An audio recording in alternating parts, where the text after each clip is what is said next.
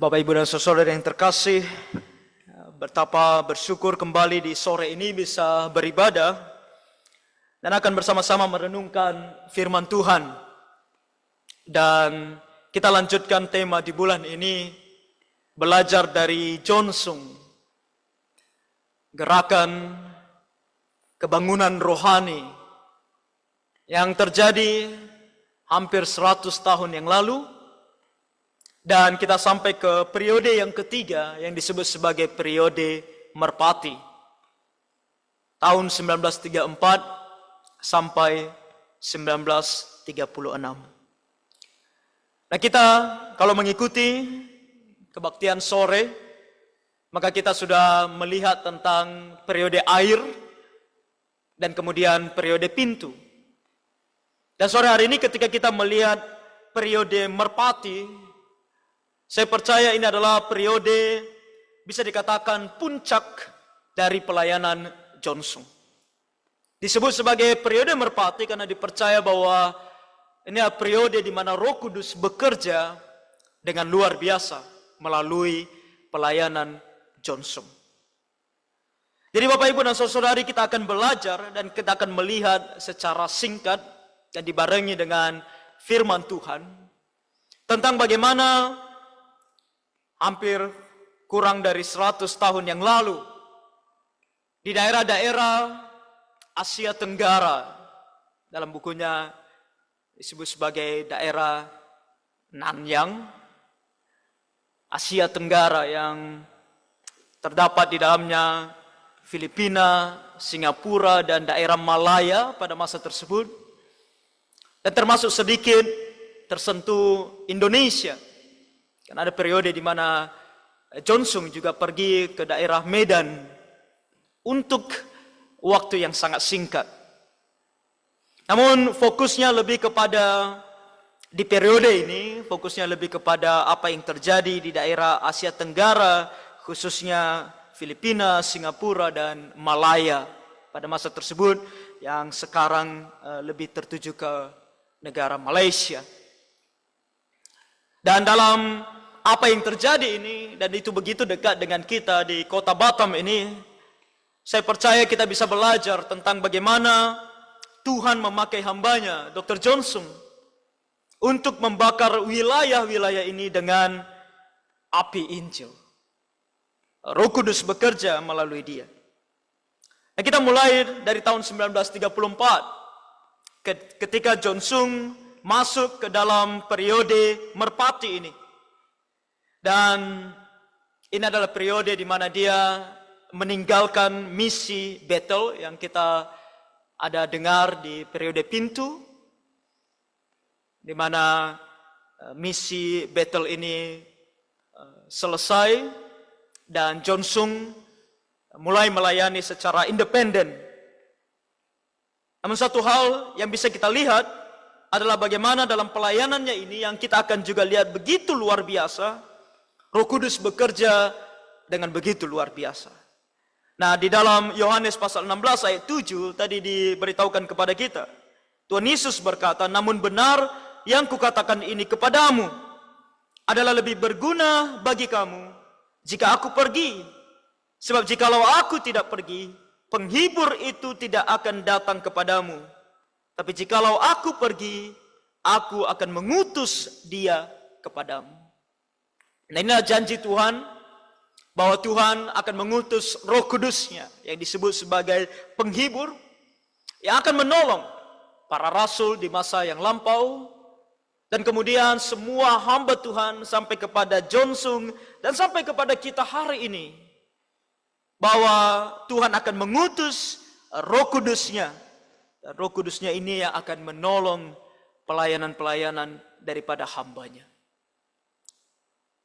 Yesus menegaskan bahwa kehadiran Roh Kudus adalah kunci mutlak bagi pelayanan. Dan dalam kehidupan John Sung, dalam pelayanannya, kita dapat melihat ini. Nah, 3 hal yang mungkin kita akan lihat di sore hari ini dalam periode merpati ini dan hubungannya dengan firman Tuhan tadi yang sudah kita bacakan. Hal yang pertama, ketika Tuhan mengutus Roh Kudusnya, Dia katakan bahwa Roh Kudus ini di ayat 8 dan 9, dan kalau ia datang, ia akan menginsafkan dunia akan dosa, kebenaran dan penghakiman. Akan dosa karena mereka tidak percaya kepadaku. Nah, firman Tuhan ini menunjukkan kepada kita bahwa Roh Kudus datang pertama-tama untuk menginsafkan dunia akan dosa. Untuk membongkar dosa. Dan tentu di sini jelas ditunjukkan kepada kita bahwa dosa yang dimaksudkan adalah dosa ketidakpercayaan. Adalah dosa yang paling besar. Ketika firman Tuhan, ketika Injil telah dikabarkan, banyak orang tidak percaya. Dan bukan hanya mereka yang mengaku sebagai non-Kristen atau mereka yang tidak percaya secara langsung mengatakannya. Tapi bahkan di dalam kekristenan sendiri ada juga ketidakpercayaan. Ketidakpercayaan kepada apapun yang dikatakan oleh firman Tuhan. Salah satu contoh dalam sejarah gereja bahkan sampai hari ini adalah kaum liberal. Mengaku Kristen, namun tidak percaya dengan catatan firman Tuhan. Bahkan mereka menolak bahwa Tuhan Yesus adalah Tuhan. Mereka menolak bahkan mujizat Tuhan Yesus dan begitu banyak hal yang mereka tidak mau percaya dari firman Tuhan. Liberal sesuatu yang mungkin kita katakan jauh lebih ekstrim. Tapi dalam kehidupan orang Kristen pun sering sekali ketidakpercayaan akan apa yang Tuhan katakan dalam firman-Nya yang mungkin tidak nyaman untuk kita lakukan, untuk kita terima, akhirnya ditinggalkan begitu saja. Sehingga kita melakukan dosa. Di zaman sekarang mungkin kita juga sebut adanya orang yang disebut sebagai Kristen KTP. Mengaku atau mengatakan bahwa dia Kristen, tapi tidak sungguh-sungguh percaya kepada Tuhan. Nah, di dalam kehidupan Johnson, kita melihat tahun 1934, Johnson memulai periode merpati ini. Dan dia pergi ke sebuah kota namanya Hangzhou. Dan di sana dia bertemu dengan tantangan besar akan adanya teologi liberal yang dibawa oleh seorang yang bernama Dr. Sherwood Eddy. Nah, ketika Roh Kudus bekerja melalui Johnson untuk menginsafkan dunia akan dosa, salah satu yang dia lakukan adalah menentang ajaran sesat seperti ini. Karena teologi seperti ini mengajarkan moralitas, tetapi menolak kuasa daripada darah Tuhan Yesus dan keilahiannya. Johnson tidak diam saja. Dia tidak diam hanya oleh karena istilah sopan santun atau mungkin kalau zaman sekarang tidak boleh menghakimi. Johnson tidak diam. Dia menentang ajaran liberal seperti ini. Dengan keberanian yang diberikan oleh Roh Kudus, Johnson mengatakan sesuatu yang cukup terkenal dari kata-katanya yang dikutip di sini. If you starve, you'll not die. If you take poison, you will die. Jika engkau kelaparan, engkau tidak akan mati. Jika engkau minum racun, engkau akan mati. Dari sini Johnson menunjukkan kepada kita betapa pedulinya dia dengan ajaran sesat. Yang bukan hanya disampaikan, dikabarkan kepada dunia, orang di dunia, tapi juga bahkan terhadap gereja, terhadap orang Kristen. Roh Kudus membantu dia untuk melihat hal ini. Bahwa ajaran-ajaran yang tidak benar itu sama seperti racun yang mematikan. Bahkan dia melihat bahwa ajaran yang sesat itu jauh lebih mengerikan daripada kebutuhan jasmani. Kalau lapar secara jasmani, dia bilang, kamu tidak akan mati. Apalagi secara rohani, kamu tidak akan mati. Tapi kalau kamu meminum racun dari ajaran sesat, kamu akan mati. Lebih parah lagi, mati secara rohani. Dan bukan hanya di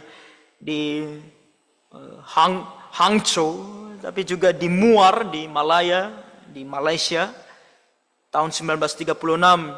Ketika dia pergi ke sana, dia juga melawan seorang nabi palsu, namanya Lin Hongpin. Dan nabi palsu ini melarang umat untuk menggunakan doa Bapa Kami. Salah satu ajaran sesatnya. Dan Johnson tidak tinggal diam. Dia menentang dan mengajarkan bahwa ajaran seperti ini adalah ajaran yang tidak tepat, ajaran yang sesat. Dari sini kita melihat bahwa Roh Kudus juga dapat bekerja melalui kita. Di Batam, di kota ini, di mana kita sibuk dengan segala macam urusan, pekerjaan, studi. Begitu mudah racun-racun yang bersifat halus mungkin masuk menggerogoti kita. Ajaran yang berkata asal berhasil, sedikit kompromi tidak apa-apa, atau bahkan semua agama sama saja. Ini kita bisa terdengar dari rekan-rekan kerja, rekan-rekan kita studi, maupun dari sosial media. Sekarang ini begitu mudah bagi kita untuk menerima ajaran-ajaran seperti ini. Dan ini bukan hanya kita dengar mungkin dari orang-orang yang awam, tapi bahkan mereka yang mengaku hamba Tuhan. Kemarin saya melihat satu postingan dari seorang Joshua Teu. Joshua Teu adalah salah satu pengajar ajaran oneness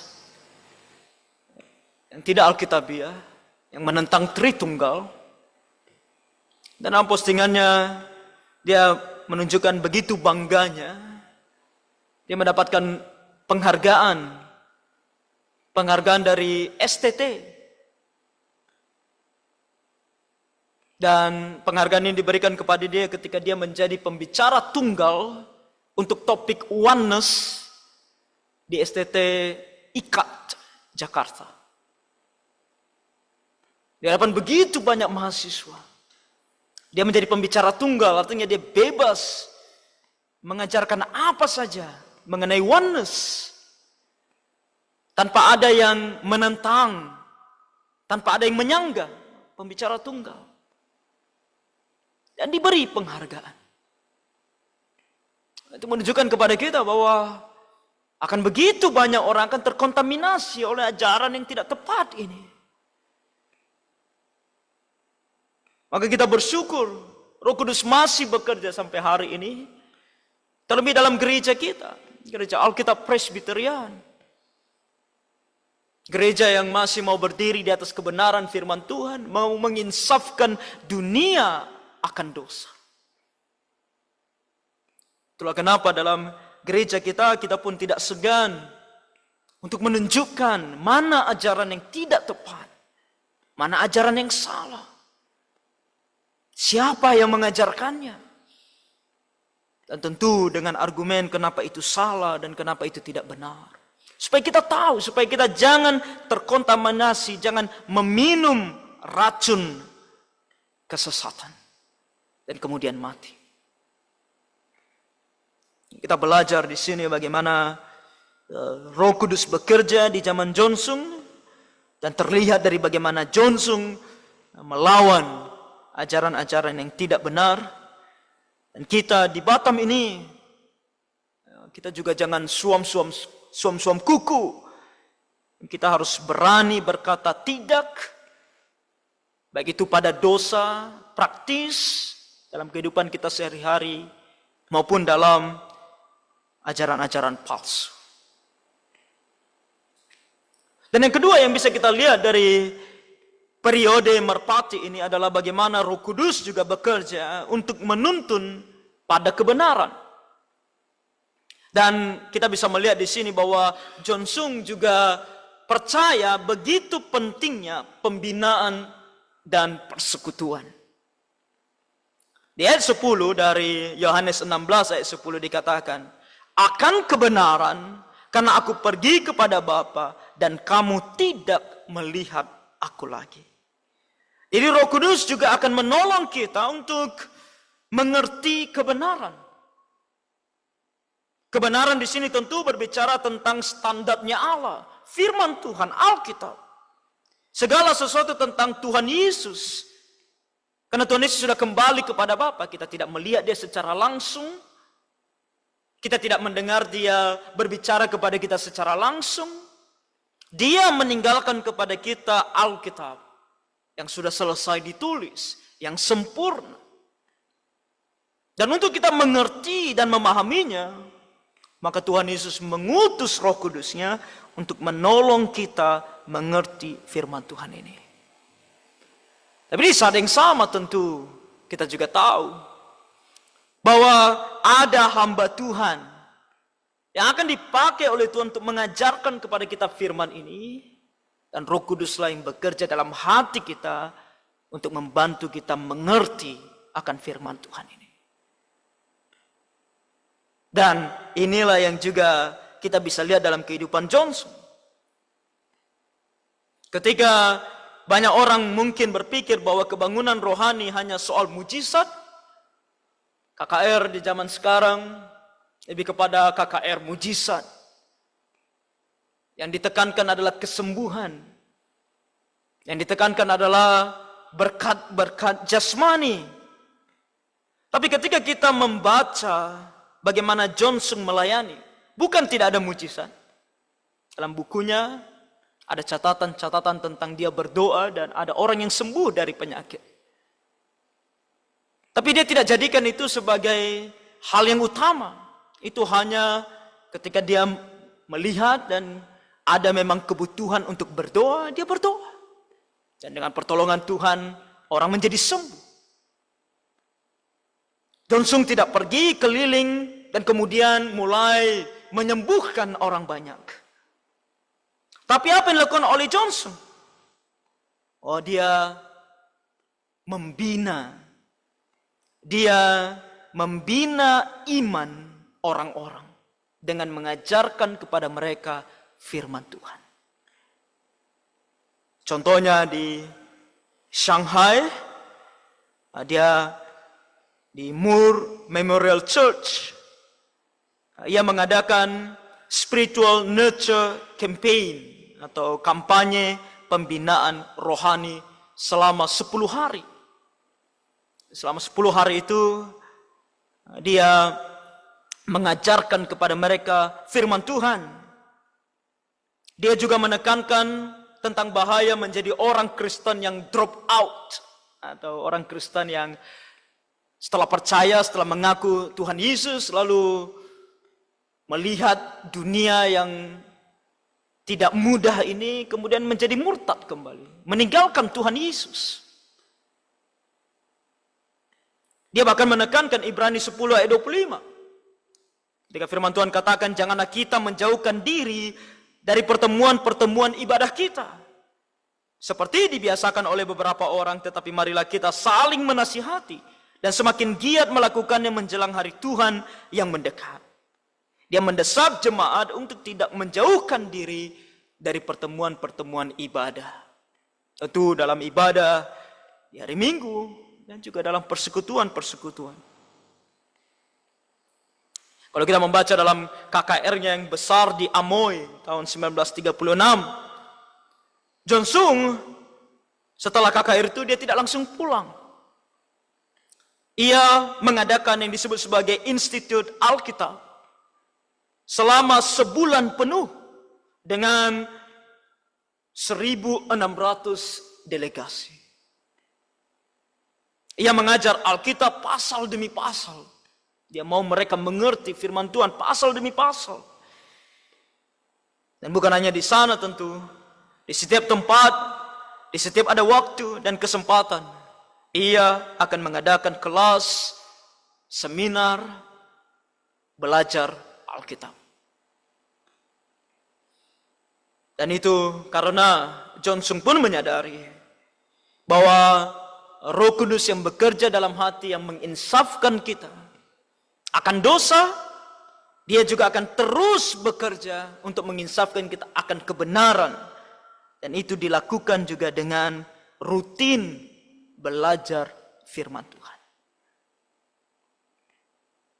Oleh karena itu tentu bagi kita jangan hanya datang ke gereja karena kita anggap ini sebagai rutinitas. Oh, hari Minggu datang ke gereja.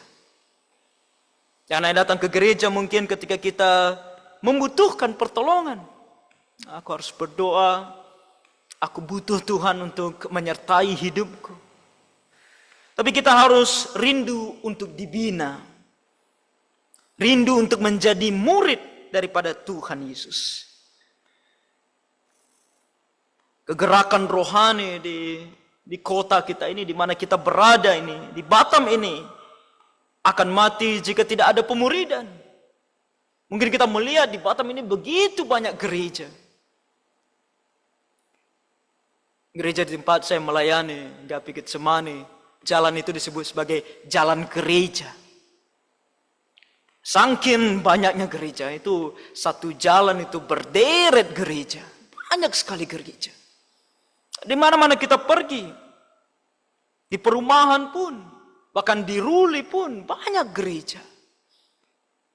Tapi apakah rohaninya bertumbuh? Banyak gereja belum tentu orang-orang Kristennya sungguh-sungguh bertumbuh di dalam Tuhan. Dan kita yang ada di gereja Alkitab Presbyterian, kita juga harus bertumbuh. Kita harus mau menjadi murid Tuhan Yesus. Murid daripada firman Tuhan. Oleh karena itu, kita harus setia dalam beribadah.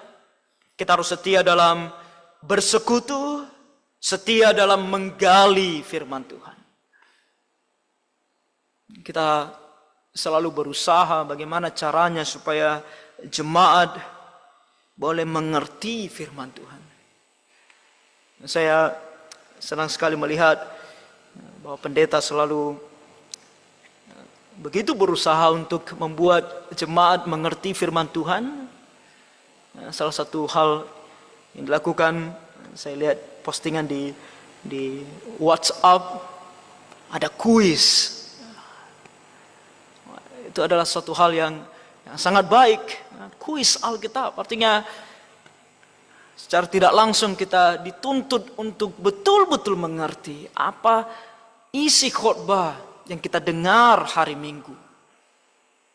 Karena harapan para hamba Tuhan ketika mereka berkhotbah itu bukan hanya sekedar ngomong, khotbah saja, selesai tugas selesai. Para hamba Tuhan mengikuti firman Tuhan yang mengatakan bahwa Roh Kudus mau menginsafkan dunia akan kebenaran. Maka para hamba Tuhan akan berjuang bagaimana caranya supaya umat Tuhan betul-betul mengerti kebenaran firman Tuhan. Dilakukan berbagai usaha.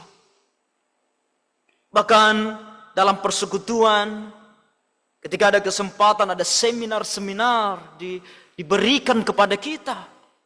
Mari kita ambil setiap kesempatan itu. Kalau persekutuan aku mau datang. Karena di sana aku belajar kebenaran yang sesuai dengan konteks hidupku. Dalam seminar, aku bisa belajar lebih dalam doktrin-doktrin, ajaran-ajaran kebenaran firman Tuhan. Aku mau datang. Dalam kehidupan John Sung kita melihat itulah salah satu alasan kenapa pelayanannya begitu berhasil. Dan dia menekankan ini, pembinaan persekutuan. Melalui ibadah, melalui persekutuan. Dan bukan hanya itu. Ketika kita membaca dalam Yohanes 16 ayat 11, bahwa Roh Kudus juga akan menginsafkan dunia akan penghakiman, karena penguasa dunia ini telah dihukum. Nah, Roh Kudus memberikan kuasa penghakiman atas si jahat. Dan ini tentu kita berbicara pertama-tama tentang pengampunan dosa dan kita akan masuk sorga. Tapi ini juga berbicara tentang kehidupan kita dalam dunia saat ini. Tentang kuasa dalam pelayanan. Penguasa dunia ini adalah iblis. Dan dia sedang memperbudak manusia untuk melakukan dosa. Bahkan dalam dunia saat ini, Roh Kudus juga datang untuk membuktikan bahwa iblis sudah kalah. Ketika Tuhan Yesus mati di atas kayu salib, dosa diampuni. Manusia dapat dibebaskan dari perbudakan dosa, dari perbudakan iblis. Bahkan ketika masih hidup dalam dunia. Pelayanan kita harus kita lakukan dengan giat, karena di sana kita mau disertai oleh kuasa Allah yang mengalahkan kegelapan. Dan bagaimana ini dalam kehidupan Johnson kita bisa juga lihat bagaimana dalam pelayanannya dia pun mengalahkan kuasa kegelapan. Secara fisik tadi saya sudah singgung, ada waktu, ada kesempatan di mana dia berdoa dan orang sembuh dari penyakit. Dan ini karunia Tuhan yang Tuhan berikan kepada dia. Di waktu-waktu tertentu ketika dia berdoa, Tuhan mendengar dan menyembuhkan. Tapi itu bukan kuasa terbesar yang kita lihat dalam catatan kisah pelayanannya. Tapi catatan yang lebih kuasa terbesar dari kekalahan kegelapan yang dilakukan oleh Johnson adalah ketika dia dapat menghancurkan kuasa dosa dan ego manusia. Sebagai contoh di Singapura ketika dia pergi dan melayani di sana. Dia dengan berani mengecam dosa-dosa tertentu yang marak terjadi di Singapura. Dia langsung dengan berani mengecam dosa-dosa mereka. Seperti penyembahan berhala, perjudian, merokok, pencurian. Ia bahkan menantang para mahasiswa terkait buku-buku yang dicuri dan kecurangan mereka dalam ujian.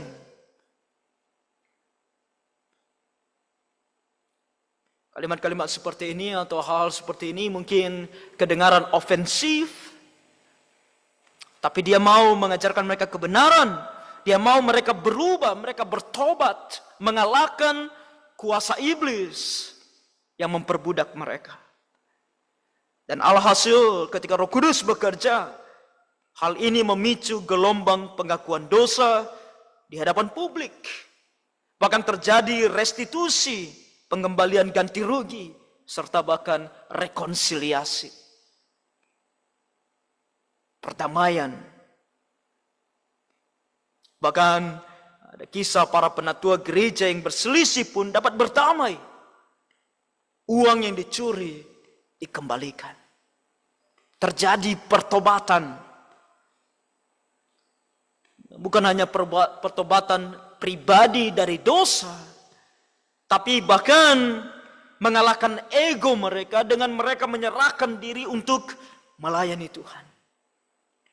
Dalam sejarahnya ketika Johnson di periode merpati ini, ketika banyak orang bertobat, orang-orang yang bertobat ini, mereka juga mau datang untuk melayani bersama Johnson.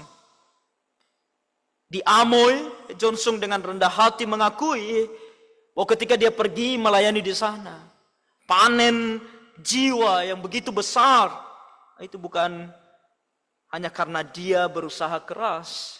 Tapi ada muridnya namanya Lim Puai Hien. Dan muridnya ini telah bekerja keras mempersiapkan tanah itu menjadi subur. Jadi sebelum Johnson pergi ke sana, dia sudah siapkan orang-orang untuk mendengarkan Injil firman Tuhan.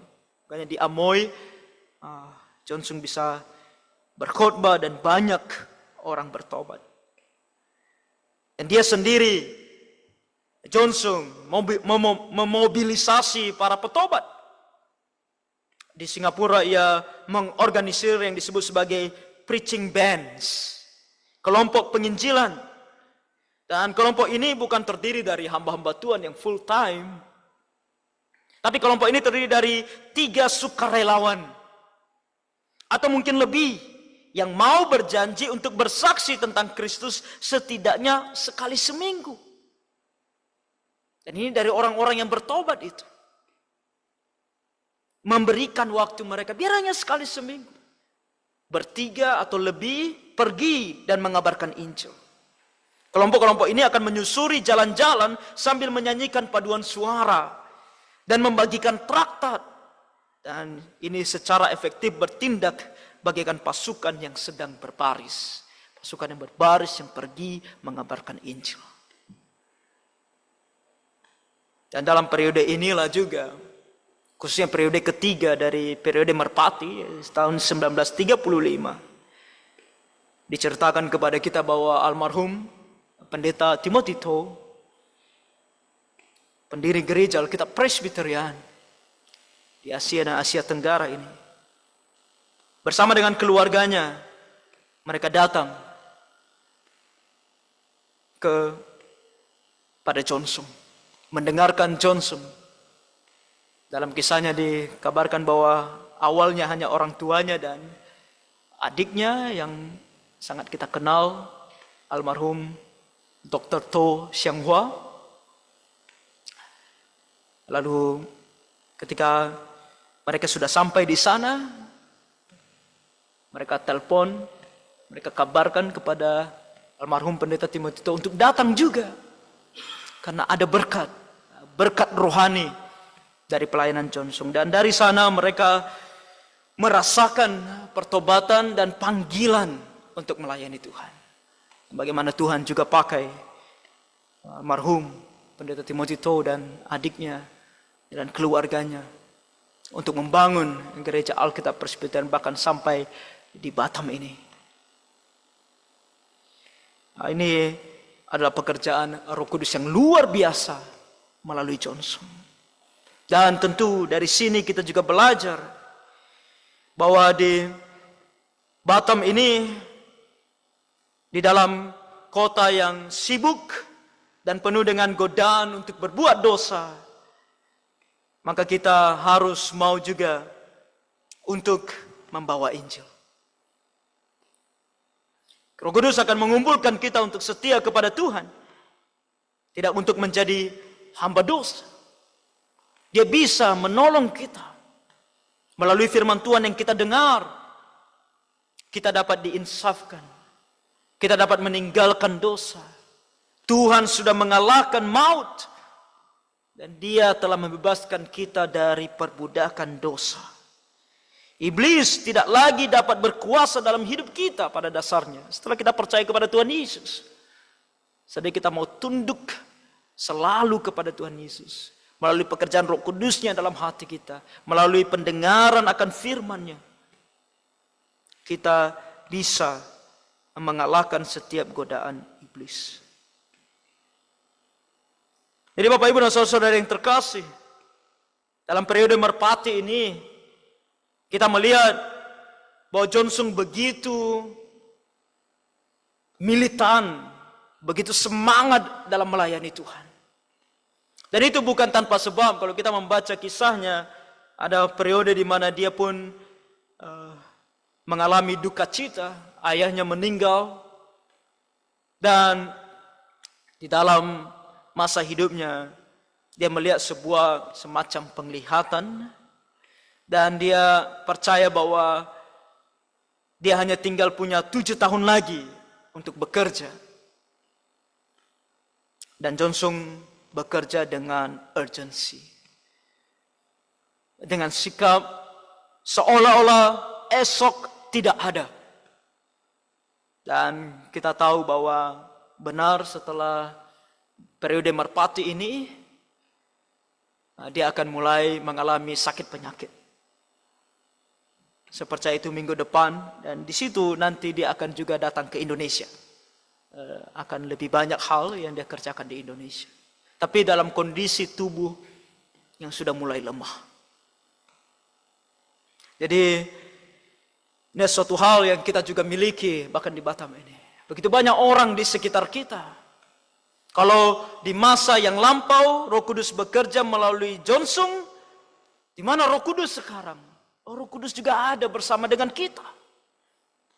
Biarlah ketika kita melihat bagaimana Jonsung melayani dan menghasilkan begitu banyak hasil bagi Tuhan, itu tidak membuat hati kita sekedar hanya kagum dengan Jonsung, sekedar hanya mungkin mengatakan, oh itu Jonsung, dia punya karunianya, oh kita di masa ini mungkin tidak.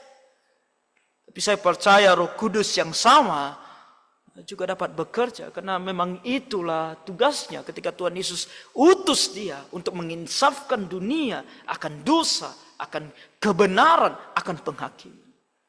Maka kita pun boleh menikmatinya. Nah, 3 hal terakhir yang bisa kita renungkan. Apakah kita mau diinsafkan dari dosa, meninggalkan racun dunia ini? Ini yang pertama-tama. Kita harus mau meninggalkan segala perbuatan dosa. Dan kedua, kita harus punya komitmen untuk tidak menjauhkan diri dari pertemuan ibadah, persekutuan, dan bahkan tekun belajar firman Tuhan. Periode merpati ketika Jonsung melayani dengan luar biasa. 3 hal ini terjadi dalam diri orang Kristen. Maka kita pun mau juga menikmati, mendapatkan hal ini. Dan terakhir, apakah kita juga rindu melihat kuasa iblis dihancurkan bahkan di kota kita ini, di Batam ini. Kita mau banyak orang percaya kepada Tuhan Yesus. Kita mau banyak orang terbebas dari dosa. Jonsung ketika dia melayani, dia tidak bekerja sendiri. Ia membentuk yang disebut sebagai preaching bands tadi. Tim pekabar Injil. Ia memobilisasi jemaat awam. Batam tidak akan dimenangkan hanya oleh pendeta di mimbar. Hanya oleh para hamba Tuhan yang begitu setia mengajarkan firman Tuhan dari mimbar. Kota kita ini, orang-orang jiwa-jiwa yang ada di kota kita ini dapat dimenangkan juga. Seperti yang terjadi di masa Jonsung. Tapi itu harus juga dengan kita. Kita yang pergi keluar. Jemaat, saudara-saudari semua yang mau bergerak keluar. Tahun ini, saya percaya kerinduan besar kita di gereja ini adalah untuk menginjili. Ditekankan kepada kita grassroots evangelism. Dan saya melihat setiap Jumat ada undangan sekali seminggu. Sama seperti tadi, orang-orang yang bertobat tadi, biar hanya sekali seminggu pergi mengabarkan Injil, membawa traktat. Kalau kita pun melakukannya, kita berdoa, Tuhan juga bekerja. Roh Kudusnya juga bekerja. Biarlah kita juga bisa merasakan. Bahkan seperti periode merpati. Di masa pelayanan Jonsung. Biarlah kita juga dipakai oleh Tuhan. Untuk memenangkan banyak jiwa bagi dia. Mari kita bangkit. Kita bertumbuh dalam firman Tuhan. Dan kita pergi mengabarkan Injil. Kiranya Tuhan menolong kita. Mari kita berdoa. Bapak Surgawi, terima kasih untuk kisah hambamu Jonsung yang Tuhan telah berkati di periode ketika engkau bekerja dengan luar biasa. Kami melihat bagaimana engkau memakai Jonsung untuk membawa begitu banyak jiwa untuk diselamatkan. Bahkan jiwa-jiwa ini melayani Engkau. Dan sebagian dari mereka begitu kami kenal. Bahkan pelayanan mereka telah menjadi berkat bagi kami sampai hari ini. Tuhan, kami pun mau sebagai anak-anak-Mu dipakai oleh Engkau. Biarlah kami juga Tuhan boleh sungguh-sungguh percaya kepada Tuhan Yesus. Boleh mau bertumbuh di dalam Tuhan Yesus. Dan bahkan boleh mau Engkau pakai untuk mengabarkan Injil-Mu. Biarlah ya Tuhan, bahkan Engkau pakai kami untuk membangunkan jiwa, membawa orang datang kepadamu, bahkan di kota kami ini. Kami mohon kemurahan-Mu Tuhan. Dalam nama Tuhan Yesus kami berdoa dan mengucap syukur. Amin.